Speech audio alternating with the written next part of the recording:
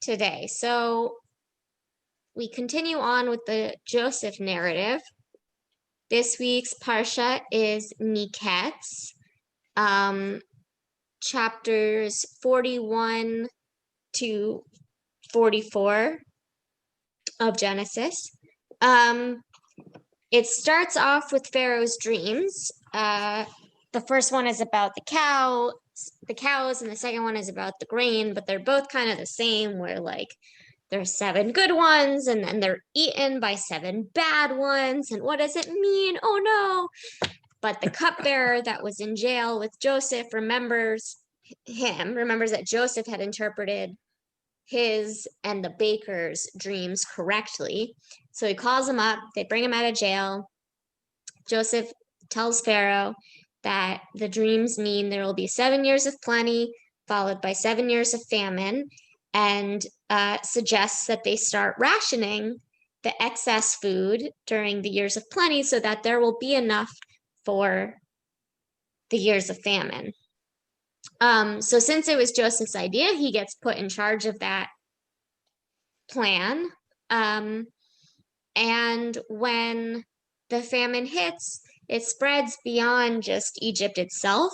And so the brothers, Jacob's other children, come from Canaan to seek provisions in Egypt. They don't recognize Joseph, but Joseph recognizes them. And then he plays some tricks on them. So first he accuses them of being spies and tries to incarcerate them. And then he says, okay, you can go back now, but you have to come back. Don't come back here looking for more food unless you bring your youngest brother, Benjamin. And they're very frightened of doing this because like they already lost Joseph. Benjamin is the other son of Rachel. If they lose him, like that, it's going to be all over for Jacob and then for them too. So they're very scared, but they do it. They bring Benjamin back to Egypt with them. And again, Joseph messes with them a little bit. He frames Benjamin for theft. He sneaks a chalice into Benjamin's grain sack. And then that's where the Parsha ends. It picks up next week with Judah defending Joseph. So it's a pretty continuous narrative here, where the Parshiot breakup is like a little arbitrary, I guess. Or I don't know, maybe it's meant to leave you on a cliffhanger so you keep reading next chapter. But so that's the overall summary. Is there any part of that y'all want to start with? Yeah, Terry. Are there any midrash around why the sickly cow eats, or the reverse? The healthy, no. Who eats who? The sickly cow eats the healthy. Right. But still is looking sickly. Right. So it's not addressed, and I was very interested in that. I thought that was huge and wanted to know if there was any midrash. I don't know of any midrash per se. I mean, it's a pretty, let's see what Safaria has. No. I mean, I think it comes across as pretty, like,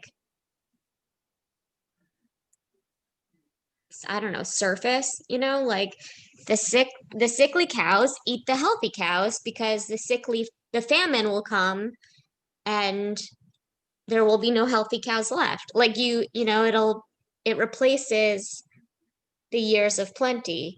I don't know, Rashi. I see what you're saying. It's not that not that I really thought it was literal, but You're saying all the cows became sickly because of the famine.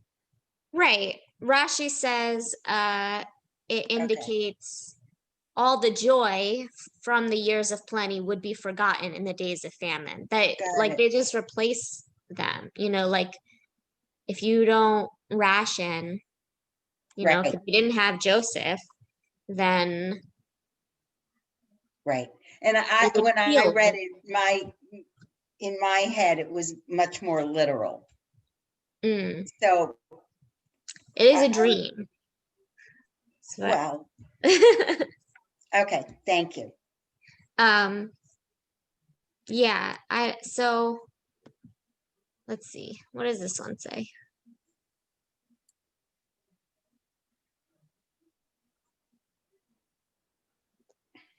Yeah. No, this midrash doesn't really comment on it either. I think it's just Right. it's a, No, what you say makes sense, that yeah. all the cows became sickly as the wheat. Right. Um, have you seen Joseph in the Amazing Technicolor Dreamcoat? I Yeah, I like saw it when as a play. the king sings it, or Pharaoh sings it, and he's like, I thought, it would do them good to eat the healthy cows, but they're still sickly. I always think that line is funny. It's So, creepy that one cow would eat another. Right. Well, that's how we got mad cow disease, if you'll recall. Yes.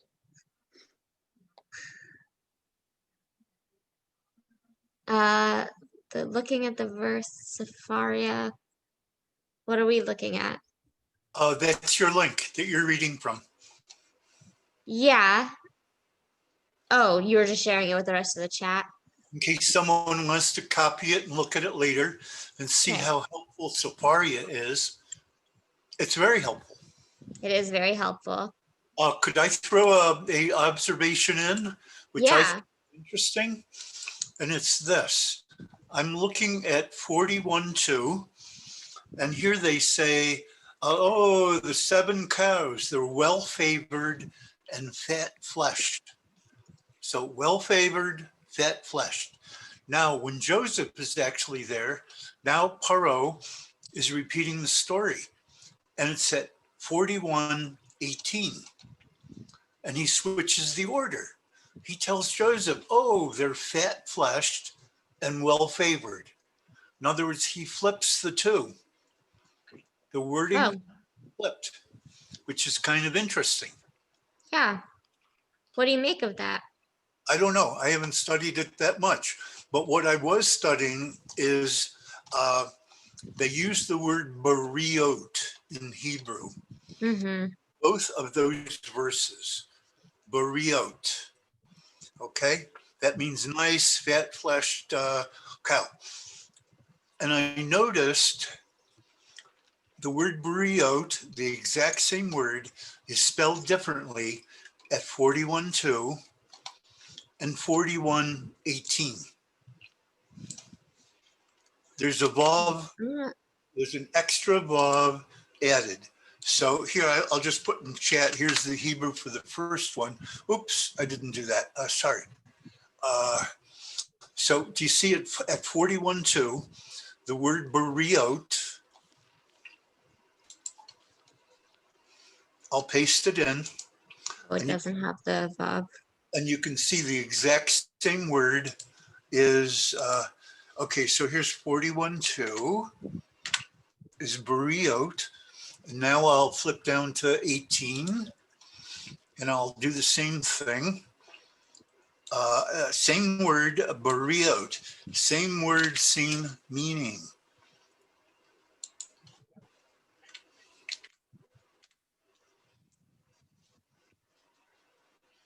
Okay, so in the Hebrew, the difference is, if I'm starting on the right side, let's see, it's 1, 2, 3, 4, 5, there's 6 letters. And then the one below There's also 6, except there's a vav between the aleph and the tav. There's a vav in there. You see, they're spelled differently. Mm-hmm. Now, to me, this is very interesting because, I like to get into the actual spelling and what's this mean. And it turns out in our ancient language, before we have our regular Hebrew, like we're reading right here, I'm talking about in the Paleo Hebrew, just a different language. In the Paleo Hebrew, there were none of those little extra vowels. Now, I'll just mention, just for a technical term, they're known as matras lectionis in Semitic languages. So there's just different ways of spelling the same word. And what I found very interesting was, here it is, both in chapter 41, they're showing the reader, in this case me, they're showing me that they're going to use 2 different ways of spelling. Okay, one is older and one is the new. So this is what's so fascinating about the Hebrew. Something so technical, there's always a little lesson for us. Lessons for me. So get busy, don't waste time. You have a lot to learn.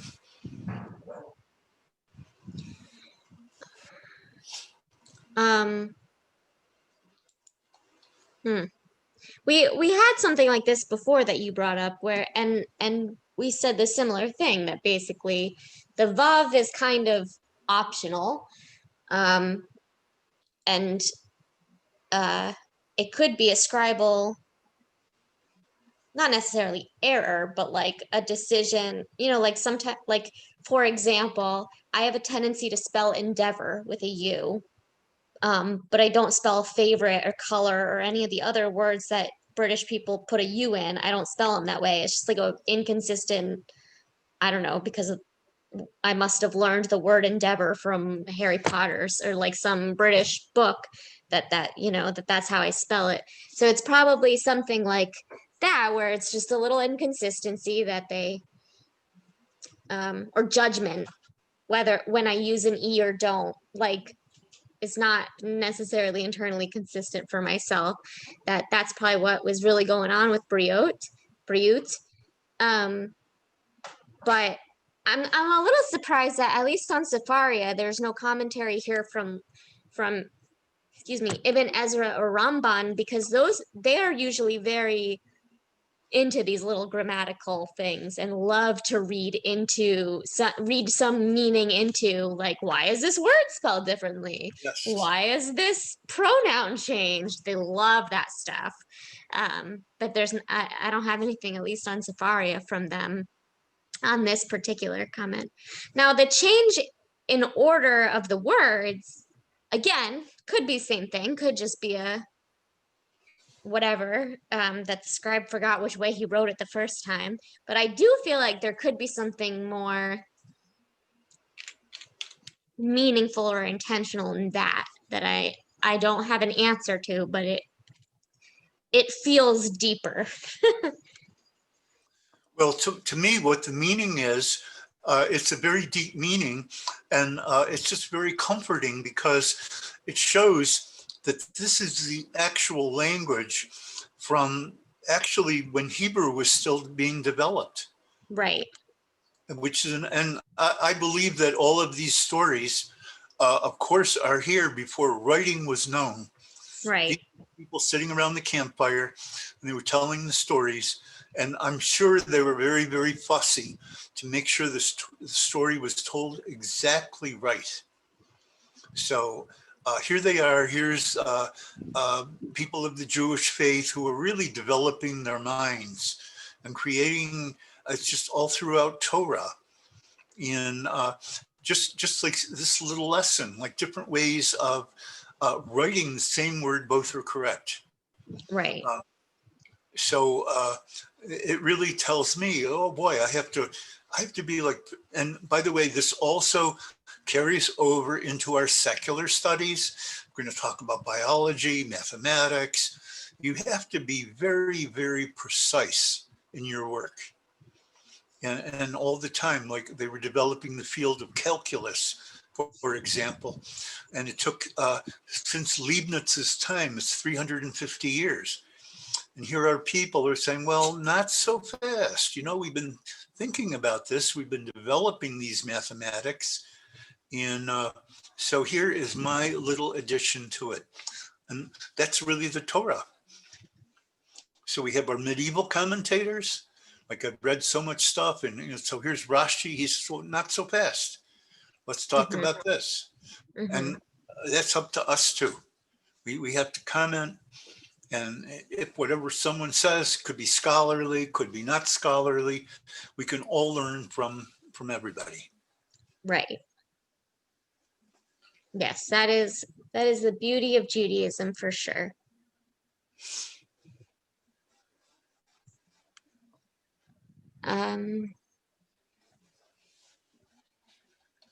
Let's see.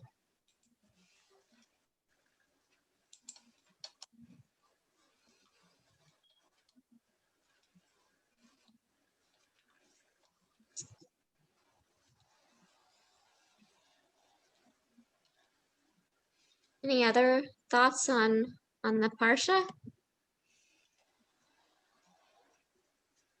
How about jumping down to Joseph and his brothers interacting? I thought that this Parsha followed what I perceived to be relatively typical reactions. I kind of liked what Joseph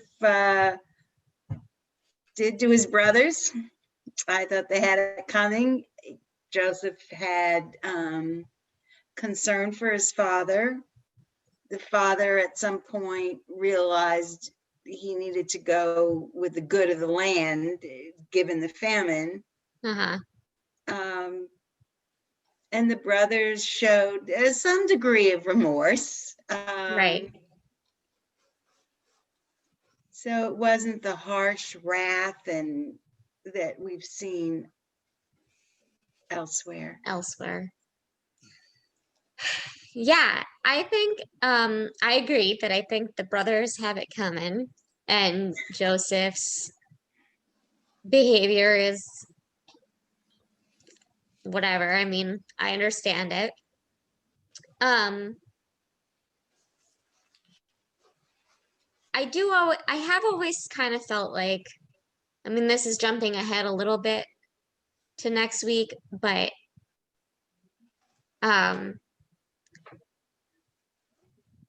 I struggle sometimes with how the behavior of the brothers proves to Joseph how reformed they are.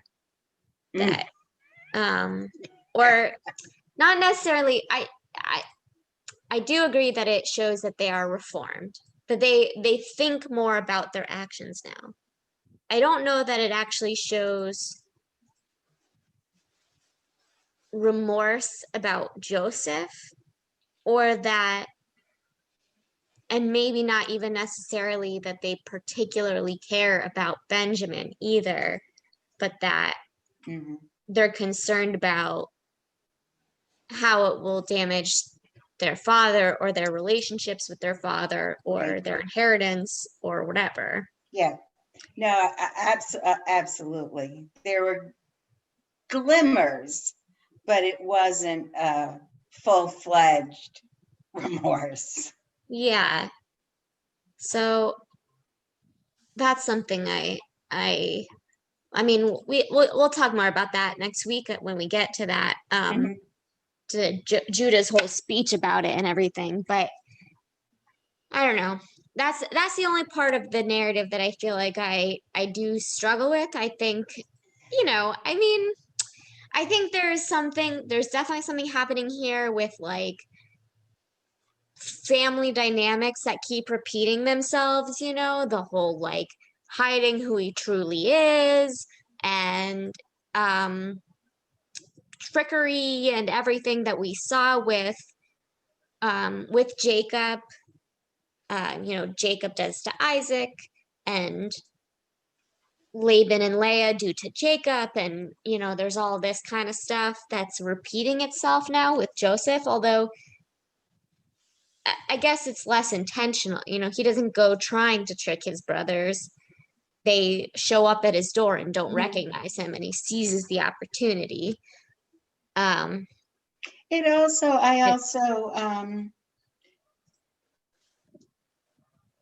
saw or felt like this parsha showed the trauma that Joseph experienced in how he named his children. Mhm. Yes, absolutely. So yeah, and how I think that there is sometimes not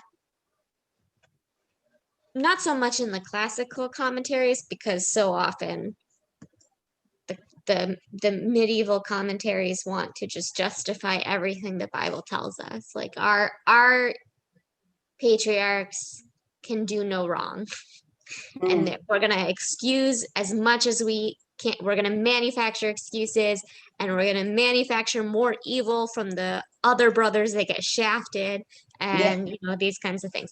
But I think in more like 20th century, or 19th, 20th century Enlightenment era type commentaries, there is sometimes a instinct to criticize Joseph for how Egyptian he becomes. He marries an Egyptian woman.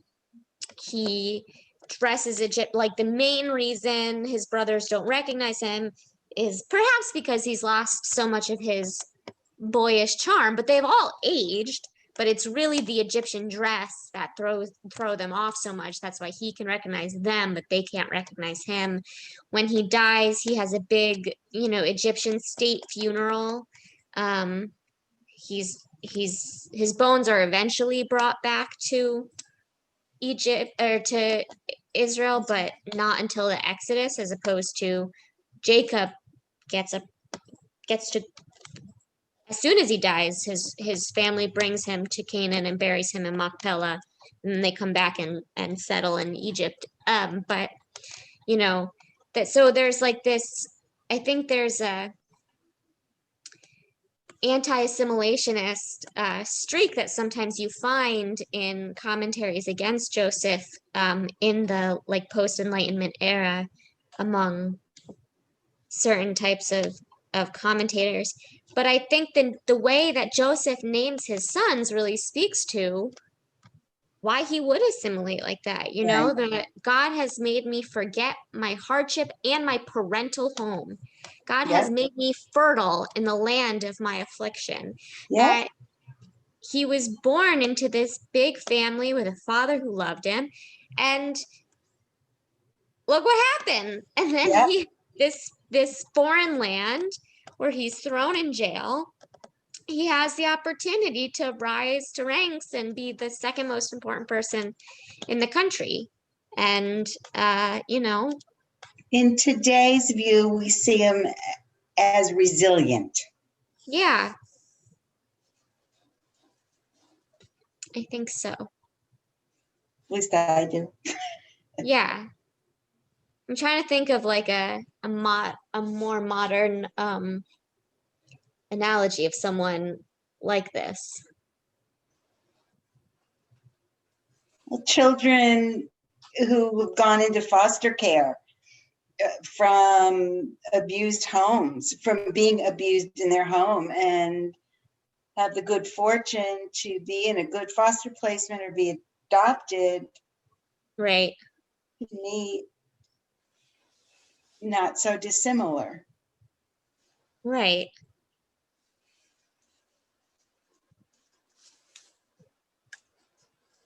Yeah, Joel. Here's a question for everybody. Do you see that Joseph has become a changed character from the last few parshayot? Do you see any character development? We always talk about character development when we're reading a novel or see a movie. Oh yes, he was this way, now he's that way. So what's your opinion? Is he pretty much the same guy, or has he changed? And if he has changed, what characteristic is now different? You have to join our book club.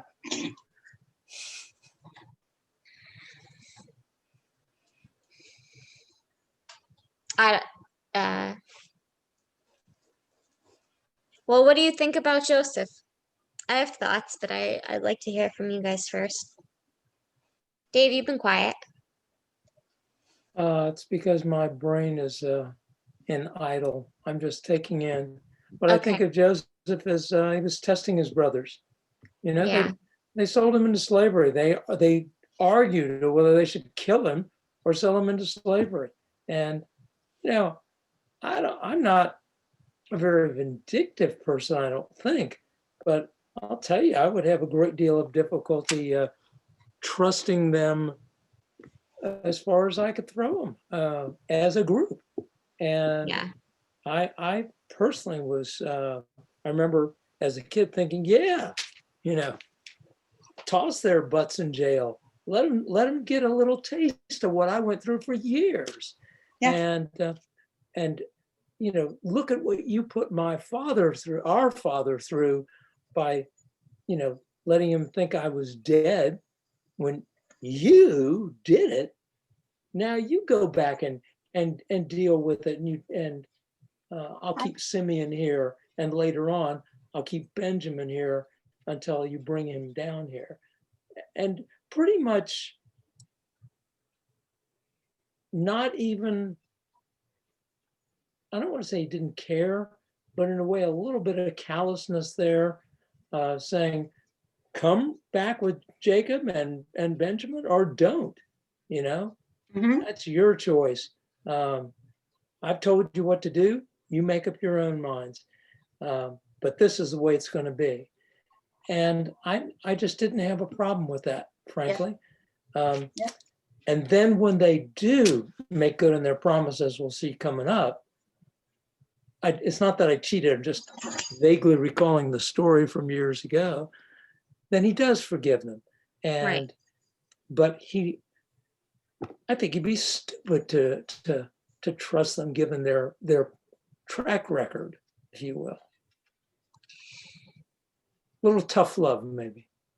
But he could just give them their food and send them on their way without, like, he doesn't have to put them through this rigmarole to trust them either, if he wants to just stay done with them. I mean, I'm not so sure there was trust involved. It feels more like kind of a threat in a way, the threat being their consequences with their father if they don't. right. I think in last week's Parsha itself, within the Parsha, we see a lot of character development in Joseph, from his arrogant little brother tattletale beginnings to, you know, he makes the best of difficult situations. Once he's sold into slavery, he works very hard for Potiphar. You know, he takes pride in his work. And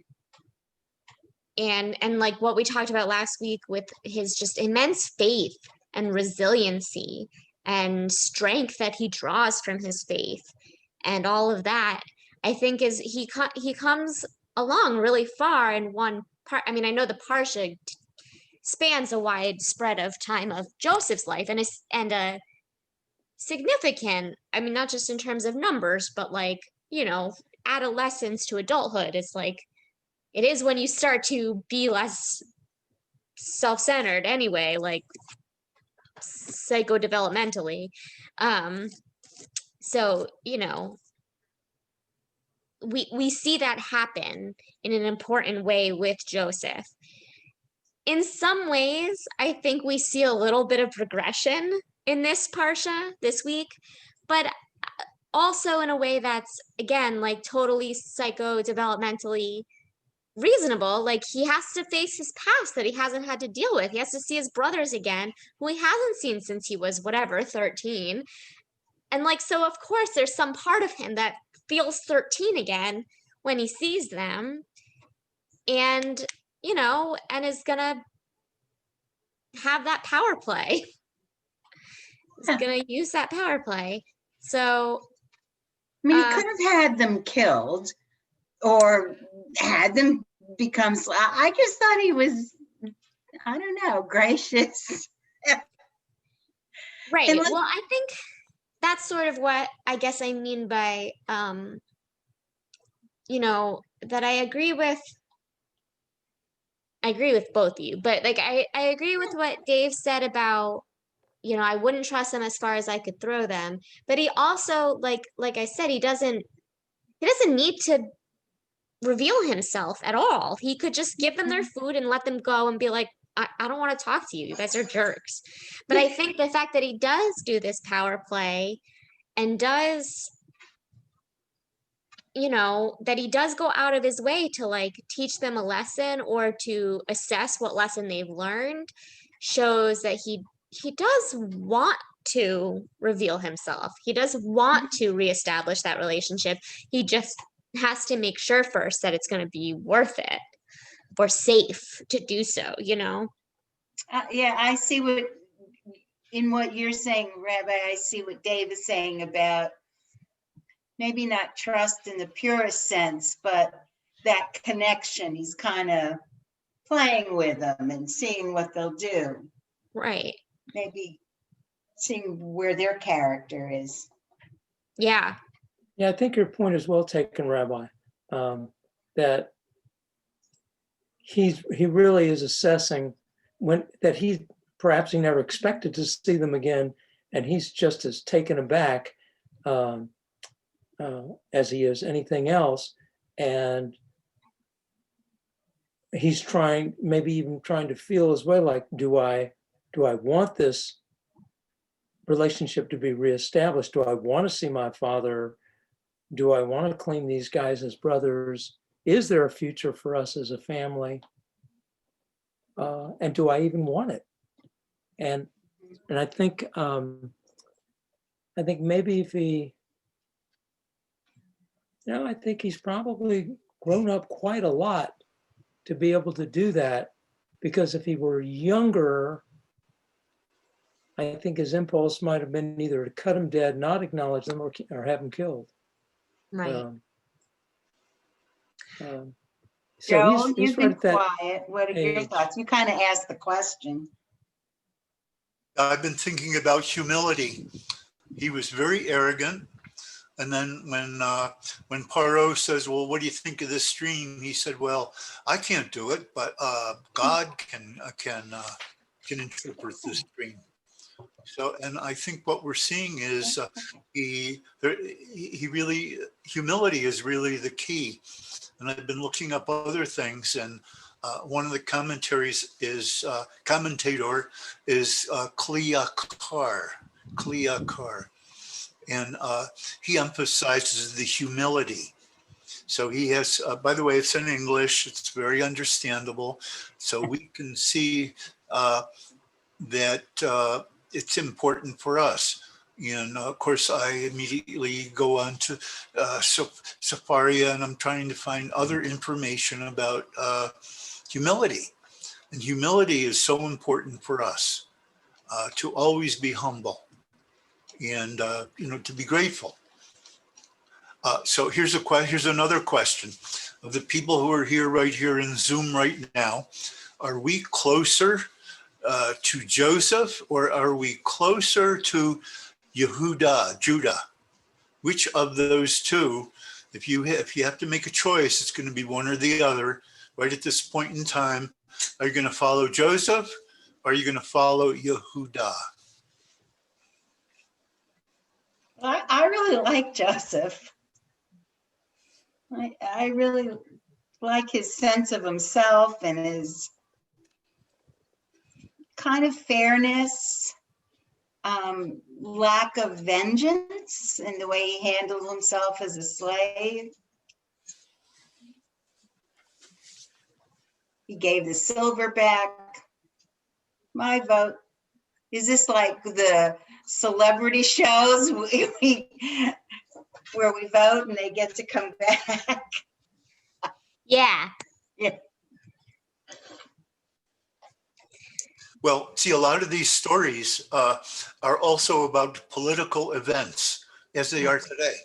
So at the time this was written, 586 BC,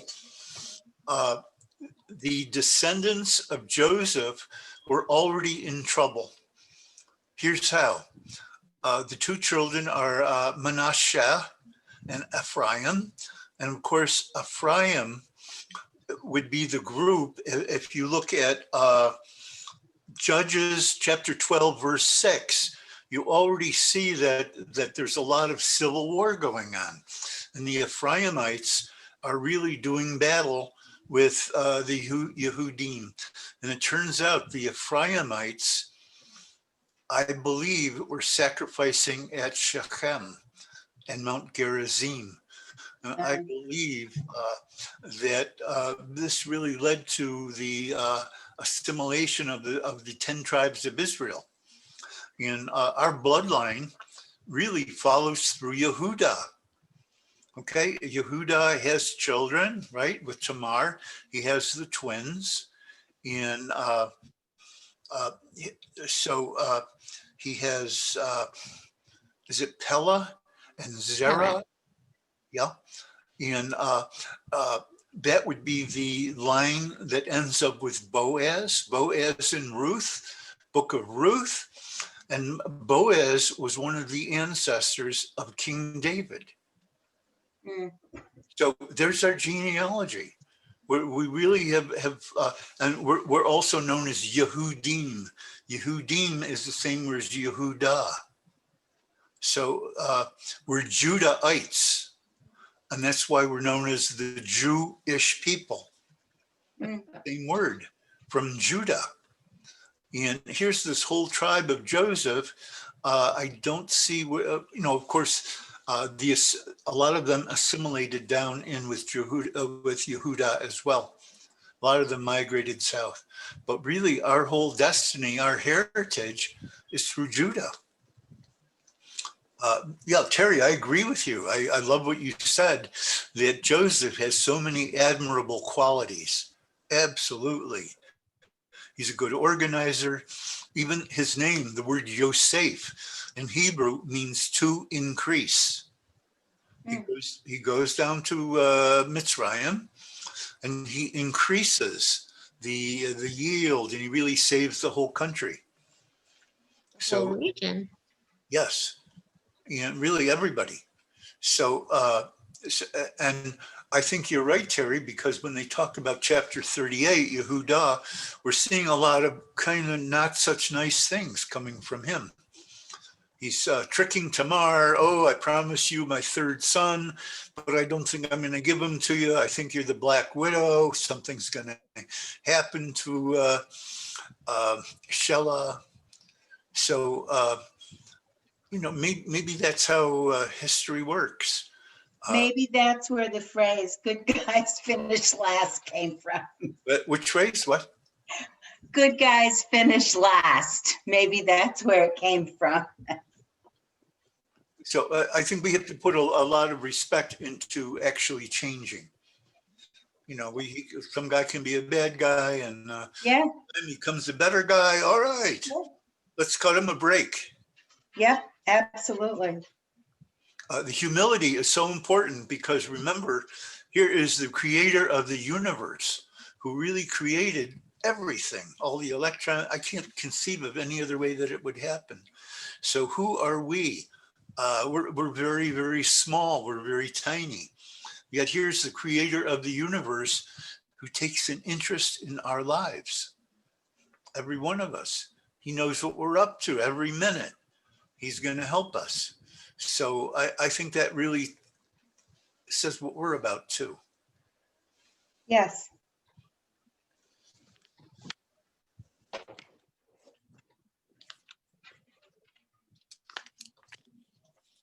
I guess to to the point of humility, and also back to Dave's point about Joseph being sort of taken aback by seeing his brothers again. I also want to point out that Joseph cries a lot throughout this narrative. It starts on in chapter 42. The first time he cries is verse 24, after he hears the brothers talking about they think he's Egyptian, right? So they don't know he can understand him. They're talking to each other in Right. Hebrew, I guess, Proto-Hebrew. And they're saying like this imprisonment is punishment for what we did to Joseph, and whatever. And so Joseph, of course, hears that and he cries. And then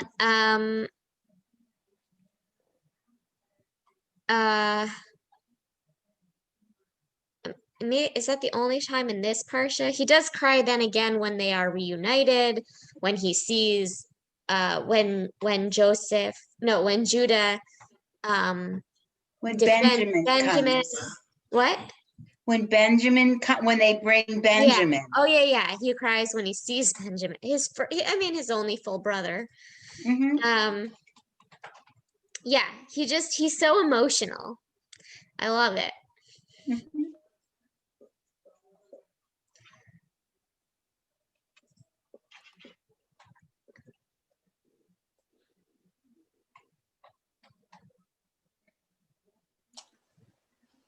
He hurried out, for he was overcome with the feeling toward his brother.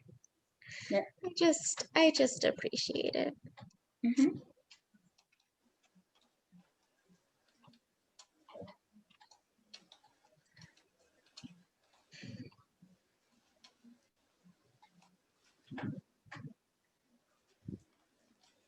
Yeah, I hadn't paid attention to that.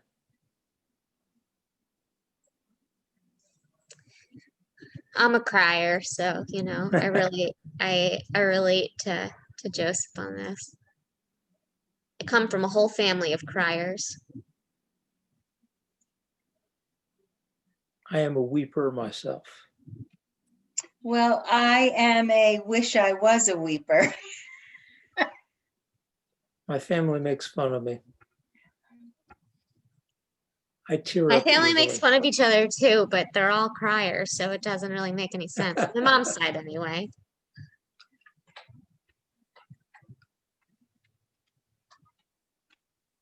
My uncle cries during the opening credits of It's a Wonderful Life before the movie even starts. I cried when my kids were watching The Little Mermaid. Really? Yeah, I am a real softie. Kids were looking at me like, Dad, it's only a movie.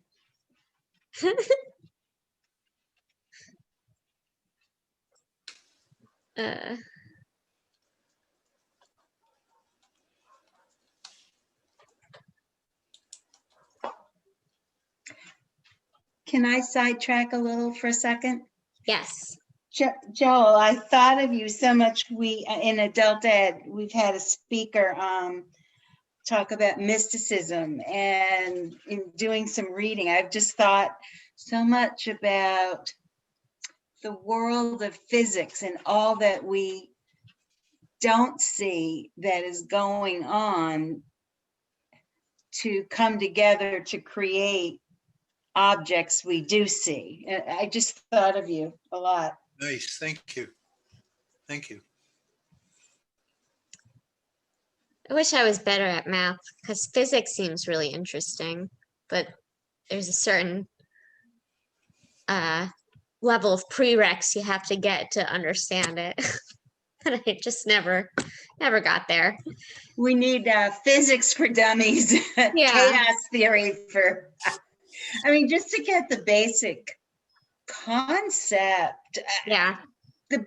I don't know, the caption. So here's a good analogy that I think of. Let's say someone from 100 years ago were transported here and was sitting with us. And I would try to describe, there's beside this regular electromagnetic radiation that we can see white and blue and green. Beside that, there's some other radiation flying around that can put up Rabbi Goldstein right on my screen. And this person from 100 years ago would say, I mean, come on, you're completely nuts. What are you talking about? And I would bring out my iPhone and turn it on, and I would demonstrate that there's all kinds of electromagnetic radiation passing right through us, right around us, through the walls, that can connect me with other people. And, that person would say, well, you're from another world. So the analogy is about the divine light, the divine radiation that surrounds us, that not only can't we see it, we don't even understand it. It's just so totally beyond us. Mhm. What's nice is, as we're developing in quantum physics, a lot of the material they're coming up with, Yeah. I'm saying to myself, wait a minute, I already know Yeah. about this stuff. Yep. What are they telling? I didn't know the details, but I'm not being a skeptic about it. And I'm trying to say, how does that fit with kind of ideas that have been implanted in our ancestors, Yes. implanted in us today? Yep. So That was my feeling. I mean, it's such a small pittance of understanding, but nonetheless, the awareness of, oh my gosh, there's like a connection. There's similarities. yes, I think I've always been very impressed with how much, like how close to science our ancestors often are in their Mhm. theologies and ritual making and um, mysticism and whatever. I mean, the science that I probably know the most about is psychology, which some hard scientists might argue with that being a science anyway, but It's redeeming itself. it's redeeming itself. We're coming back to Freud.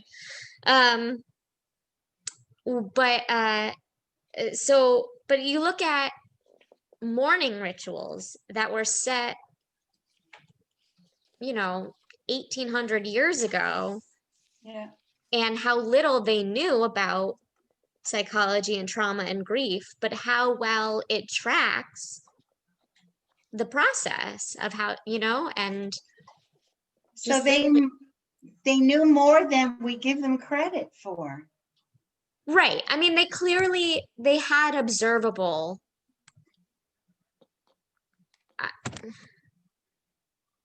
sign. I don't know what's the right word. I know for it, what but, you're like, saying. they could observe the world in a way that was in depth.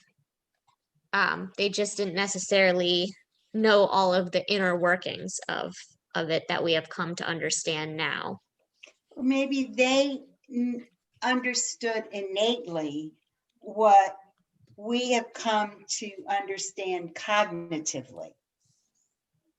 Yeah, and I think in some ways we have destroyed our instincts and our ability to understand things innately by our need to explain things and have proof and have I don't know. I feel like now I'm starting to sound like a conspiracy theorist. You don't need proof. No, But there are different levels of yeah, being. there are exactly. I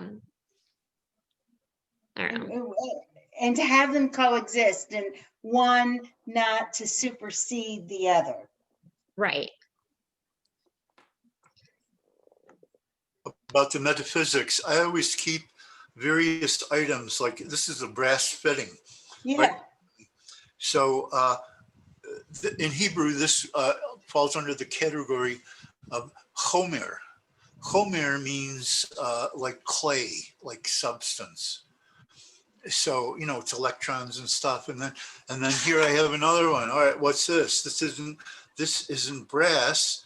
This is made of iron and steel. It's like all rusted, whatever.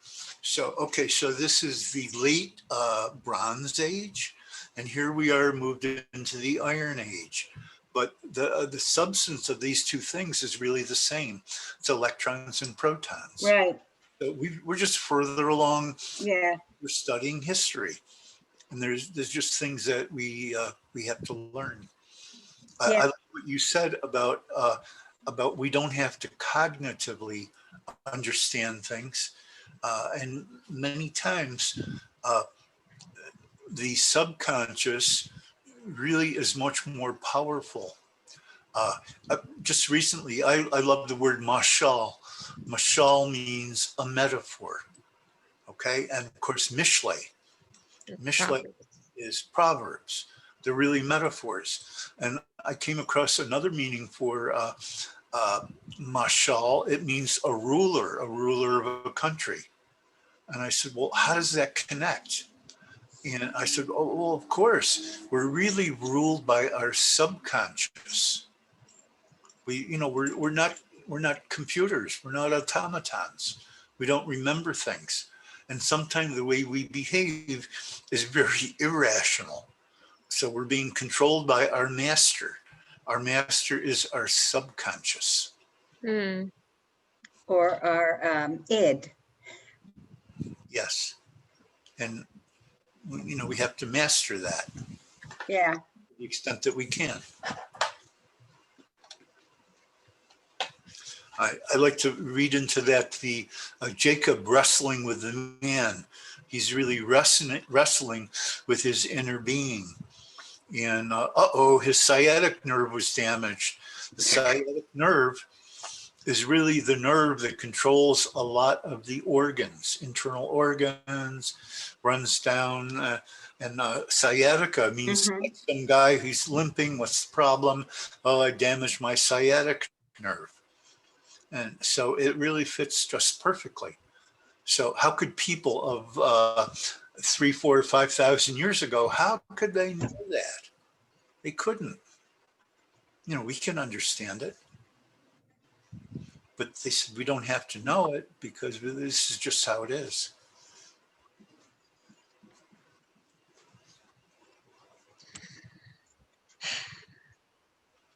Amazing. The Chabadniks, the Hasidim, Lubavitchers and those guys, when they first came on the scene, everybody hated them. Matter of fact, the Vilna Gaon excommunicated the Baal Shem Tov in 1777. And I've seen the document, and it's written in cursive. So that's why I think kids today, you have to learn cursive as well. Yeah. You're not going to understand stuff. So what happened was a lot of the establishment, the regular Jewish folk, the Ashkenazim, they said, well, wait a minute, these guys, they're into this mysticism, they're into a lot of stuff. They're really like kind of off the path. We're going to excommunicate them. And so now the tide has turned. Yep. Now no one's going, oh, wonderful. My God, they're so great. They're showing us Zohar, Kabbalah, just like a lot of wonderful stuff. So it shows how we progress by keeping our minds open. Right. We've I not passed through, but have been through the age of reason to the point we can now feel secure enough to know that some things don't have to have reason. And I think, interestingly, the Reform movement, they really pulled back to a more centrist position to their benefit. Yeah. I'm just seeing so much emphasis on the standard liturgy, and of course they have a lot of their own wonderful prayers, but it kind of brings us all together, I think. And it is, it's always evolving. Yes. There's still challenges today. one of the challenges, we have a lot of Messianic congregations. Yeah. And I think their numbers are up to 350,000. And I think what's sad about it is that they're right here in Philadelphia. They had a huge center for that, and of course now they're all over the place. Joel, how much snow did you get? Only about 3 inches, thank God. Really? We're talking 12, and I'm like, oh, what are we gonna do? Yeah. So not so bad. Our kids had a second snow day today, even though they're in virtual school anyway. Most of the kids. Yeah. Well, that's what I was teasing the confirmation class last night, and they were like, well, the kindergarten first and second graders go into school. So if they get a snow day, we all get a snow day. And I was like, okay, guys. Gotta be fair, you know. Yeah.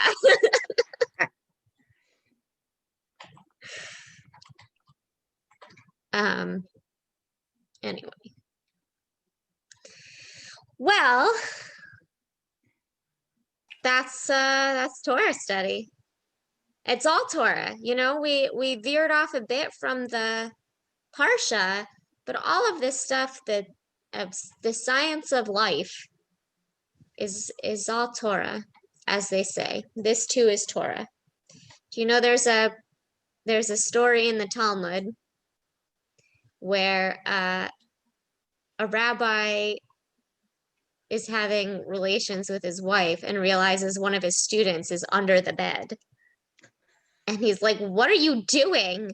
And the student says, well, this too is Torah, and I must learn from my master. I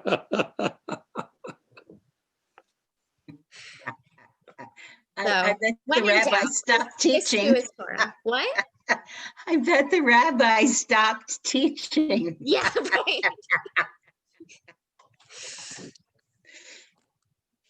Well, So, on that note, where else can we go? this too is Torah. Just remember that anytime you're not sure. I got to tell that Give one to me my a wife. chuckle. Have a good week, everyone. Bye. Bye-bye. Bye.